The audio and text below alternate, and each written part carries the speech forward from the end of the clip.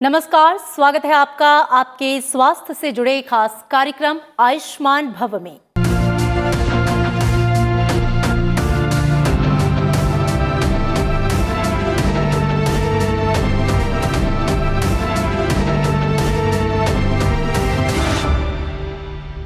आयुष्मान भव में आज हम बात करेंगे थ्रोम्बोसिस की, समझेंगे थ्रोम्बोसिस क्या है, शरीर में खून का थक्का जमने का कारण क्या है, किन परिस्थितियों में शरीर में खून जमने लगता है, कोविड-19 के वायरस का इस पर कितना असर है और समझेंगे कि कई व्यक्ति थ्रोम्बोसिस का जो शिकार हो रहे हैं उनमें ये समस्या कितनी गंभीर रूप अख्तियार कर रही है।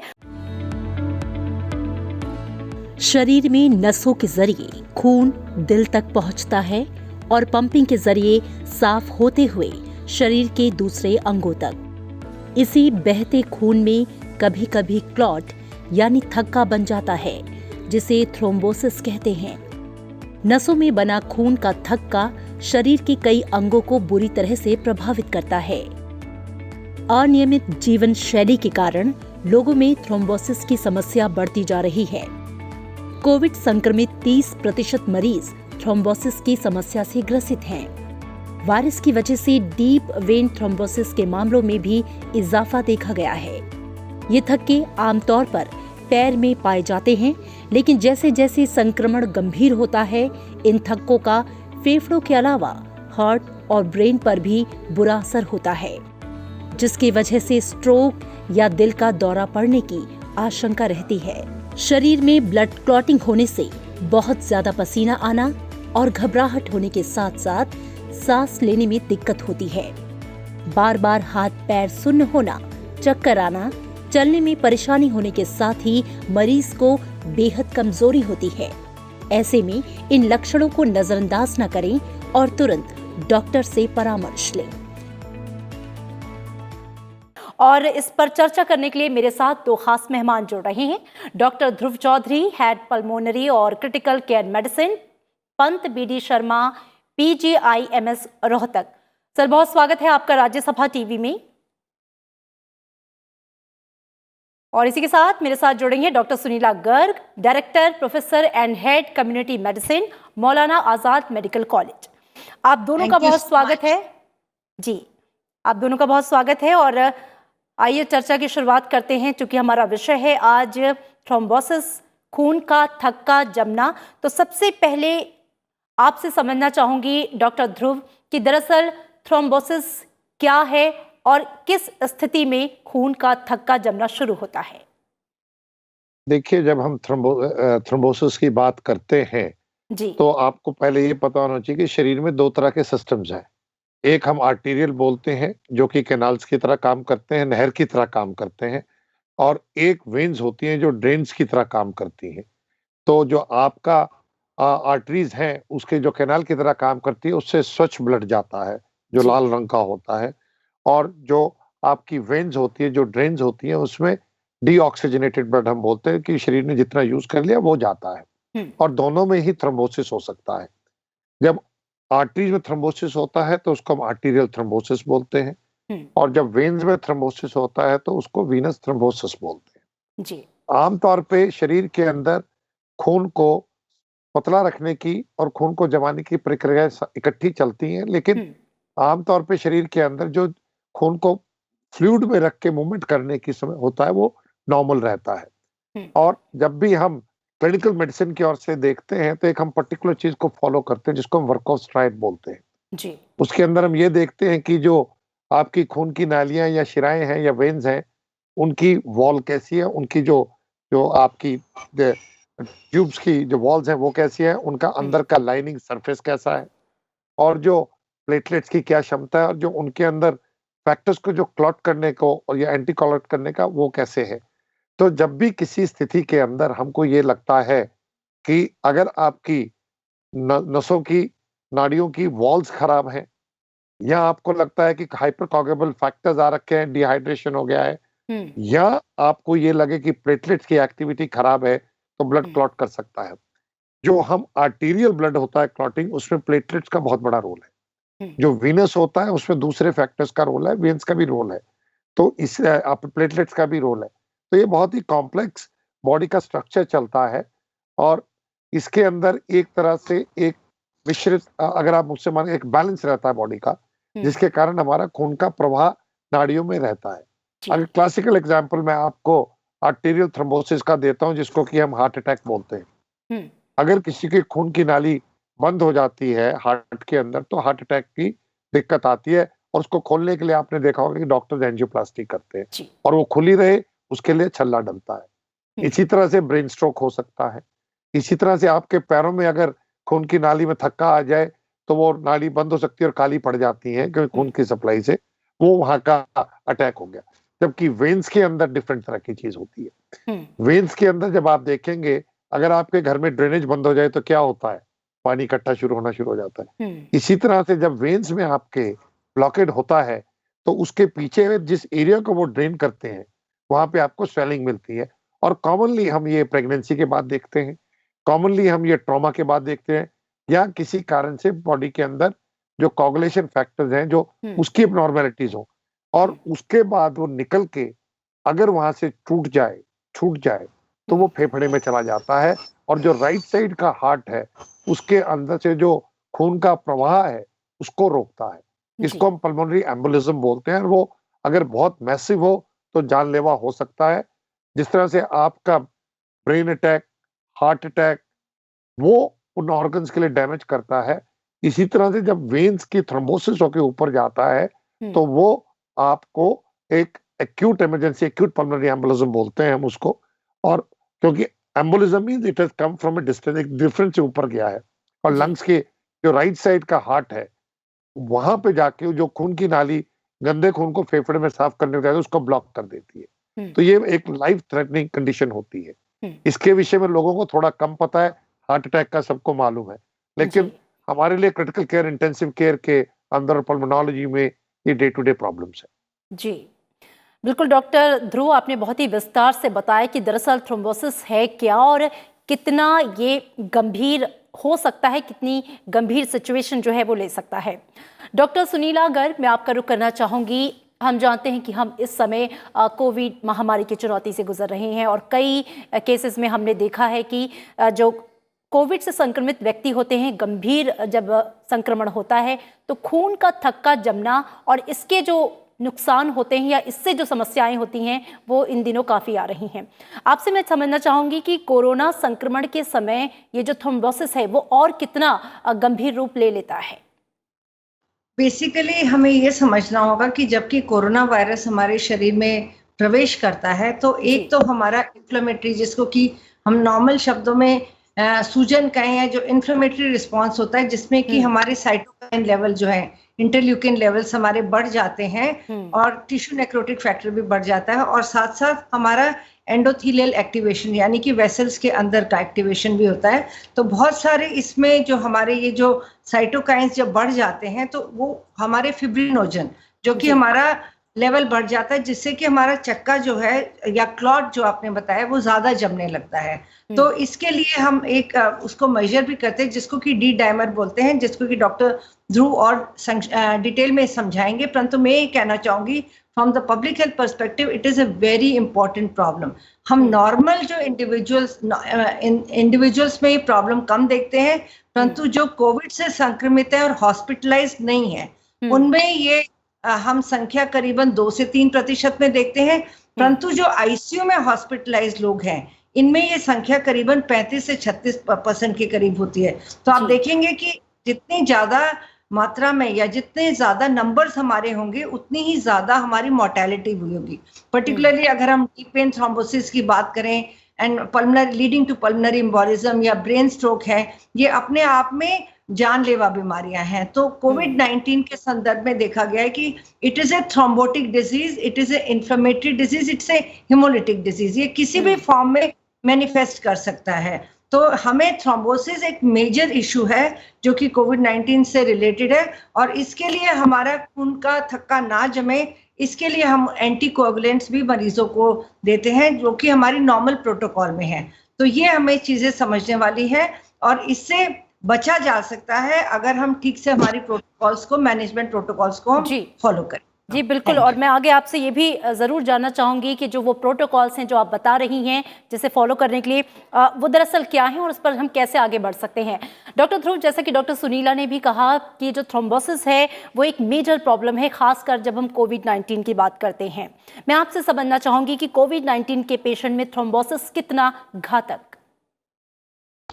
देखिए, थ्रोम्बोसिस कहीं पे किसी भी कंडीशन में हो, घातक हमेशा रहता है, दिक्कत हमेशा करता है। आप ऑर्गन लॉस हो सकता है अगर आप टाइमली इंटरवेंशन ना करें। जी। जहाँ तक कोविड-19 की बात है, शुरू के अंदर लोगों को समझ में नहीं आ रहा था कि काफ़ी लोगों को जो ऑक्सीजनेशन की कमी है, जो हो रही है, वो जितना हम सिटी में देख पा रहे हैं, उससे ज़्यादा है। तो जब धीरे-धीरे ऑटोप्सी स्टडीज़ आईं, तो उसके अंदर हमें ये मिला कि देखिए, जो भी शरीर के इश्यूज़ होते हैं, उसके 2 हिस्से होते हैं। जिस तरह फेफड़े का हिस्सा है, जो कि हमारी स्पेशलिटी भी है और मैं क्रिटिकल केयर भी करता हूँ, तो उसके अंदर हवा एक साइड से आती है, उसके साथ आपको इसको हम वेंटिलेशन बोलते हैं। उस वेंटिलेशन के साथ आपको एडिक्वेट अमाउंट आपका ब्लड सप्लाई होता है, उसको हम परफ्यूजन बोलते हैं। तो जो वेंटिलेशन परफ्यूजन का मैचिंग होता है, तभी आपका ऑक्सीजनेशन होता है। इसके अंदर ये देखा गया है कि जो आपका, जिस तरह मैडम ने भी बताया, अभी डॉक्टर सुनीला ने भी, कि जो एंडोथेलियम है, उसको आप इस तरह से समझ सकते हैं कि जब हम कोई भी नहर बनाते हैं, तो उसके अंदर हम ईंटें लगा देते हैं और उसके बाद उसके ऊपर सीमेंट लगा के उसको रोकते हैं कि ताकि पानी नहर से बाहर ना जा सके। जी। तो जो एंडोथेलियम है, ये एक वो इकाई है जो अंदर की ओर होती है और ये बहुत ही मेटाबॉलिकली एक्टिव होती है। It's a live tissue. तो वहां पे जब उस पे चोट लगती है, अब ये समझ में आ रहा है कि वायरस के अंदर वायरल एंडोथेलाइटिस होती है। जब वो चोट लगती है, उसकी इन्फ्लेमेशन होती है, तो वहाँ कई तरह के केमिकल्स निकलते हैं। और मैं बड़ी सिंपल भाषा में कई बार उनको क्रूज मिसाइल्स भी बोलता हूँ कि जब आपका पहला जिस चीज से आपने बैटरी थाम दी, लेकिन जब तक वो अपना काम पूरा नहीं कर लेंगे, और हर एक की एक हाफ लाइफ है वो रहती, तो वो जो वो चोट पहुंचाते हैं, तो उससे प्लेटलेट्स लोकल हो जाती है, कोआगुलेशन फैक्टर्स है, इन्फ्लेमेशन में जो कोआगुलेशन फैक्टर्स जो क्लॉटिंग करते हैं, वो एक्टिवेट हो जाते हैं। तो उसके साथ जब वो एक्टिवेट होते हैं, जो उसको सफाई करते हैं, वो फैक्टर्स की कमी हो जाती है। तो नेट रिजल्ट ये होता है कि आपको थ्रोम्बोसिस है। अब समस्या कितनी गंभीर है, अगर आप डाटा देखें, शुरू में हमको लग रहा था कि बहुत विकट समस्या है, जो कि है भी, क्योंकि डी डाइमर को हम ये मान के चले थे कि ये हमें बताता है कि इसके अंदर आपका थ्रोम्बोसिस है, क्योंकि ये पुराना जो एक तरीका जिसके अंदर से देखा जा रहा था, जो ट्रॉमा के अंदर जो हम पुरानी स्टडीज थी कोगुलेशन की एबनॉर्मलिटीज की, उसके हिसाब से जो मेडिकल भाषा है उसको हम बोलते हैं थ्रोम्बो इन्फ्लेमेशन। इसका मतलब ये है कि जो आपकी ब्लड वेसल्स हैं, शिराएं हैं, उसमें कितनी सोजन है, ये डी डाइमर उसको डिक्टेट कर रहा है जो लोकल लेवल पे है। तो इसलिए इसका ये मतलब नहीं है कि डी डाइमर आपका है तो थ्रोम्बोसिस है, लेकिन अगर आपका डी डाइमर बढ़ना शुरू हो गया है, तो तब हम ये मान के चलते हैं कि वेसल्स में बहुत इंटेंस स्वेलिंग है, और अगर इसको हमने इसके दुष्प्रभाव को नहीं रोका, तो प्रोबेबिलिटी ऑफ थ्रोम्बोसिस ज्यादा है, क्योंकि शरीर के अंदर बड़ा डायनामिक प्रोसेस है, ये स्टैटिक प्रोसेस नहीं है, ये कॉन्टिन्यूस प्रोसेस है। तो उसके अंदर हमको कहाँ व्यवधान करना है ताकि हम उसका नुकसान ना होने दें। और जैसे कि अब डाटा निकल के आ रहा है, 18,000 से ऊपर पेशेंट्स की इंग्लैंड से जो स्टडी आई है, उसके अंदर लगभग आप ये मान के चलिए कि 16% के करीब पेशेंट्स को आईसीयू में जाना पड़ा। अगर मैं टोटल सारा का देखता हूं, तो नॉर्मली 4.4% को उसके अंदर थ्रोम्बोसिस मिला। लगभग 3.1% का थ्रोम्बोसिस हमें नॉर्मल नॉन कोविड आईसीयूज में मिलता है। तो थोड़ा नंबर तो बड़ा है, ज्ञान भी बड़ा है उसके विषय में, लोगों को चिंता भी हुई है, लेकिन इसका ये मतलब उसकी अब कई चीजें चैलेंज की जा रही है कि जो आप दवाइयां दे रहे हैं उसके दुष्प्रभाव तो नहीं है, एक चीज।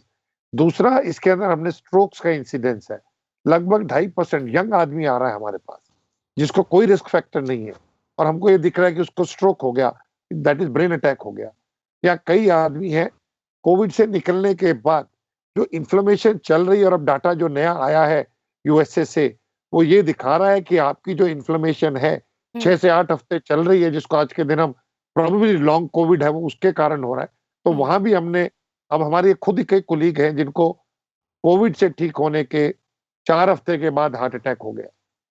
तो ये जो कई हम पेशेंट्स के अंदर डेथ्स भी देख रहे हैं या कोई और चीजें देख रहे हैं, वो हार्ट से जुड़ी हुई मिल रही है। तो रफली अगर आप मुझसे पूछते हैं, आईसीयू के अंदर आज के दिन इसका इंसिडेंस लगभग टोटल कोविड में तो कम है, लेकिन आईसीयू के अंदर जो पेशेंट्स आ रहे हैं लगभग कुछ जगह में अर्लियर स्टडीज में 35% के करीब था। अब थोड़ा सा क्राइटेरिया डिल्यूट और हुआ है, लगभग 5 से 10% के बीच के जो पेशेंट हैं उनको हम एक्टिव डेंजरस थ्रोम्बोसिस देख रहे हैं। इसका कारण ये भी हो सकता है कि हम लोगों ने कई बड़ी मजबूत दवाइयां, जो अच्छी दवाइयां इसमें प्रिवेंट करने के लिए इस्तेमाल करनी शुरू की, तो एक थोड़ा पैटर्न में चेंज आया। और साथ ही में हम एस्पिरिन का भी इस्तेमाल बढ़ाया है, क्योंकि आर्टेरियल थ्रोम्बोसिस के लिए जब ये दोनों चीजें मिल रही हैं तो प्रॉब्ली इंसिडेंस कम हुआ है। लेकिन इससे एक मेडिकल फ्रेटर्निटी में एक क्वेश्चन अब उठा है कि क्या हम ओवर ट्रीट तो नहीं कर रहे। जी बिल्कुल। मैं आपके पास लौटूंगी। डॉक्टर सुनीला, मैं आपसे एक बहुत ही कॉमन क्वेश्चन करना चाहूँगी। एक आम व्यक्ति ये कैसे समझे, हम अभी कोविड की बात अगर नहीं भी करें, कि बॉडी में खून के जमने की जो प्रक्रिया है वो शुरू हो चुकी है, हमारा जो खून है वो थिक हो रहा है या फिर कहीं कहीं उसके थक्के बन रहे हैं।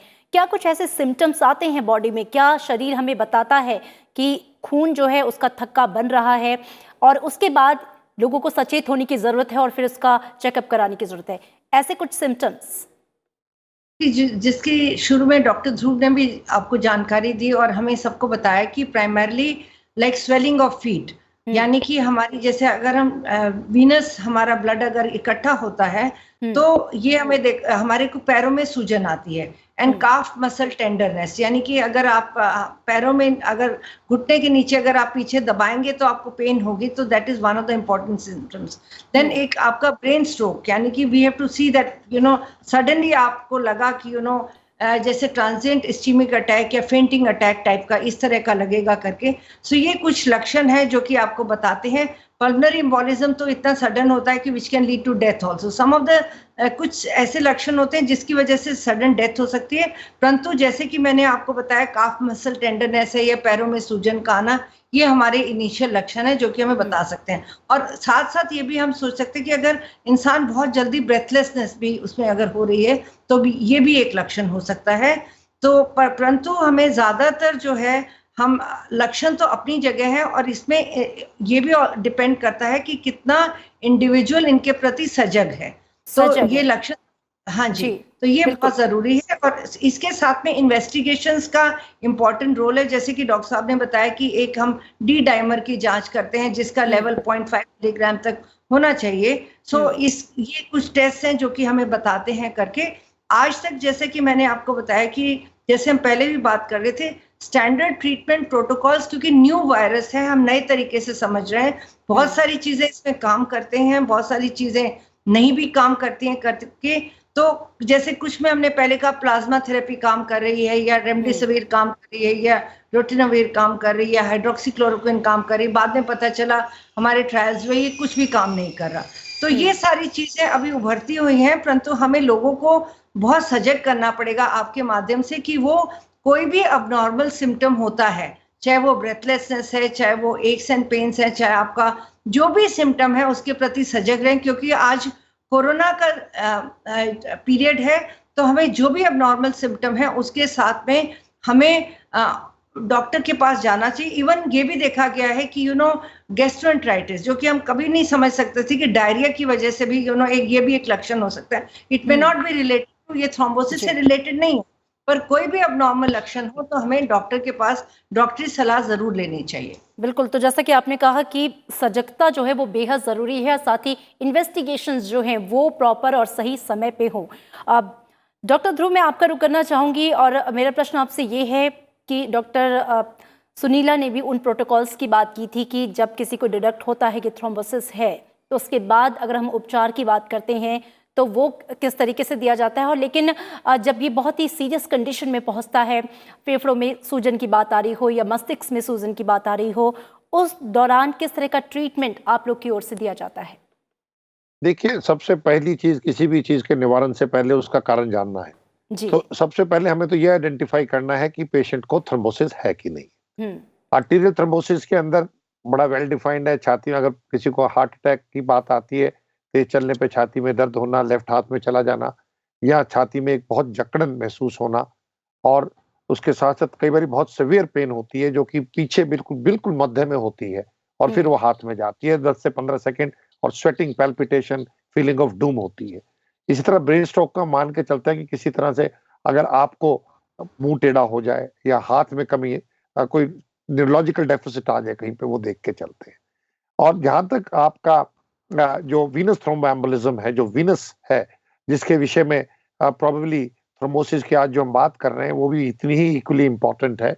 उसके अंदर जैसे मैडम ने भी बताया भी कि एक हिस्से में पैर के सूजन आती है, वो कॉमनली है, उसको हम डीप वीनस थ्रोम्बोसिस बोलते हैं, और उससे जब ब्लड लॉज होके जाता है उसको वीनो थ्रोम्बोएम्बोलिज्म बोलते हैं। तो ट्रीटमेंट दोनों का सेम है, बट आपको ये पता होना चाहिए कि कई रिस्क फैक्टर्स होते हैं, उसको हमको आइडेंटिफाई करना है। मान लीजिए अगर किसी ने पानी पूरा नहीं पिया, डिहाइड्रेशन है, तो हाइड्रेशन एडिक्वेट रखनी पड़ेगी। सेकेंडली, कई लेडीज हैं जो उनसे वो ओरल कॉन्ट्रासेप्टिव्स ले रही हैं, वो oral contraceptives specially third generation जिसमें प्रोजेस्टेरोन है, ये मालाडी या दूसरे गोलियां, उससे भी थ्रोम्बोसिस का इंसिडेंस बढ़ जाता है, काफी बढ़ जाता है। प्रेगनेंसी के बाद हमें मिलता है, ट्रॉमा के बाद मिलता है। जिन लोगों को कैंसर है उनके अंदर भी इस तरह, क्योंकि कैंसर से कई तरह के केमिकल्स निकलते हैं, तो उससे भी थ्रोम्बोसिस की इंसिडेंस बढ़ जाती है। इसी तरह से कई बारी बॉडी ऑटो एंटीबॉडीज बनाती है। अगर कोई फीमेल आती है हमारे पास, अगर वो रिकरेंट अबॉर्शंस की हिस्ट्री दे रही है हमें, तो हमें उसके अंदर अगर पैर पे सूजन है, और सबसे बड़ी बात है सिंगल पैर पे सूजन है, एक्यूटली कमिंग अप आती है, वो ज्यादा बड़ी बात होती है। तो रिस्क फैक्टर्स आइडेंटिफिकेशन बहुत इंपॉर्टेंट है, जिसको हम बेसिक डिफरेंट क्राइटेरियाज के बेस पे करते हैं, not in Covid but in general.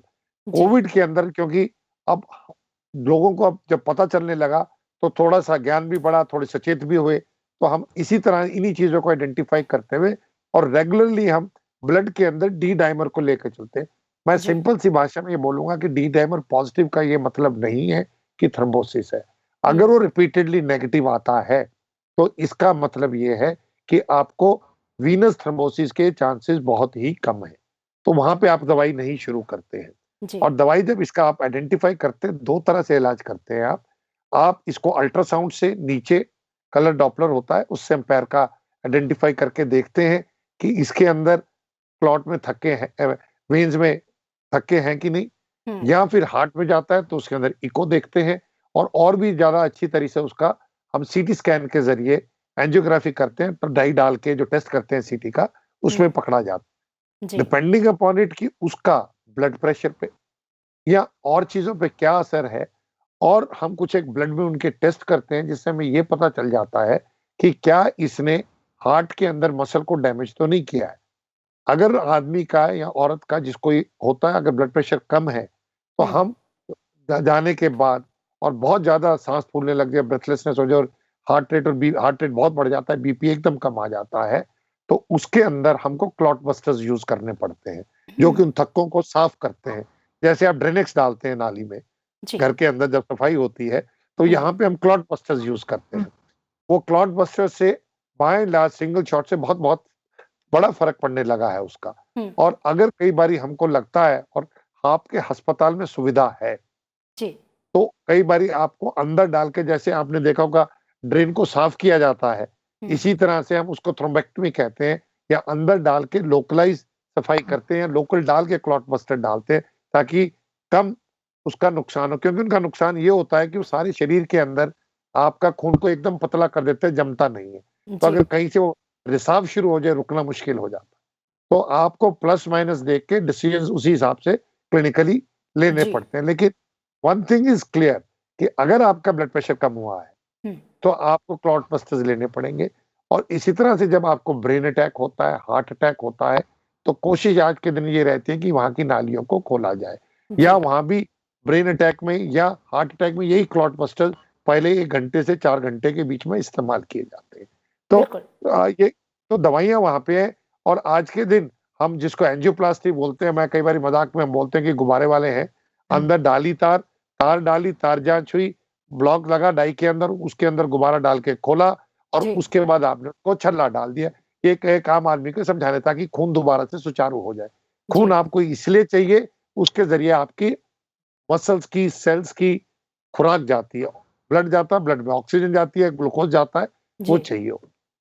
तो बिल्कुल ये डॉक्टर विविध ध्रुव तरीके के तरीके हैं, उस तरह से इस्तेमाल होता है। जी, बेहद अहम जानकारी आपने थ्रोम्बोसिस से जुड़ी हुई हमारे दर्शकों को दी। और चूंकि हम कार्यक्रम के अब अंतिम चरणों में हैं, डॉक्टर सुनीला, मैं आपका रुख करना चाहूँगी और आखिर में आपसे मेरा प्रश्न ये है कि हमने ट्रीटमेंट की बात कर ली, हमने समस्या की बात कर ली, उसके निदान को लेकर भी हमने चर्चा कर ली, लेकिन वो कौन से एहतियाती, अगर हम अपनी दिनचर्या की बात करें, अपनी खान पान की बात करें, ताकि जो ब्लड है वो एकदम अपने सही रूप में रहे, उसका फ्लो एकदम ठीक रहे, क्या आप हमारे दर्शकों को बताना चाहेंगे कि दिनचर्या और खान पान में किस तरह, किन बातों का खास तौर पे ध्यान रखा जाए?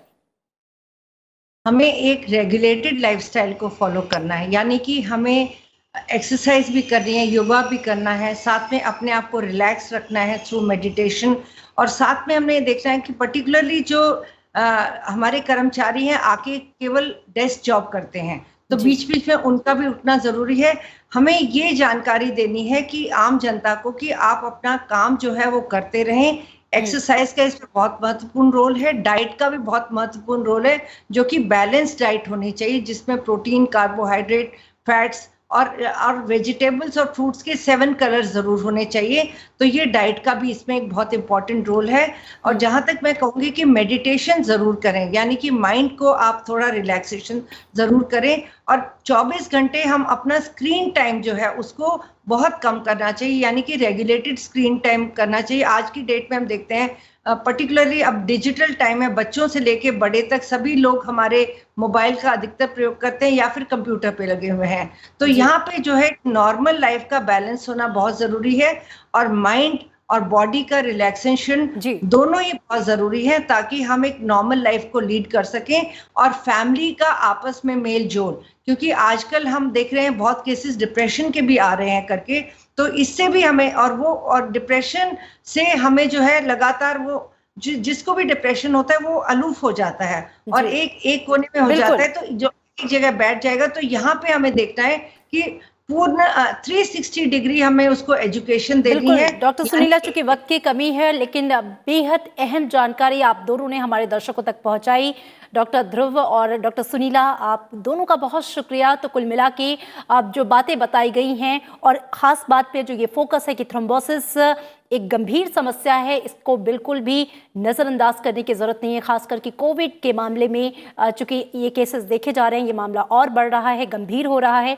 लोगों को सजग रहने की ज़रूरत है, अपनी दिनचर्या में, खान पान में, आदतों में भी चेंज करने की ज़रूरत है, और जब भी हो इसका सही समय पर सही इलाज अगर मिलता है तो निश्चित रूप से इसे पार पाया जा सकता है। आज आयुष्मान भव में इतना ही। अगले हफ्ते आपके स्वास्थ्य से जुड़ी हुई किसी और समस्या के साथ फिर हाजिर होंगी। दीजिए इजाजत, नमस्कार।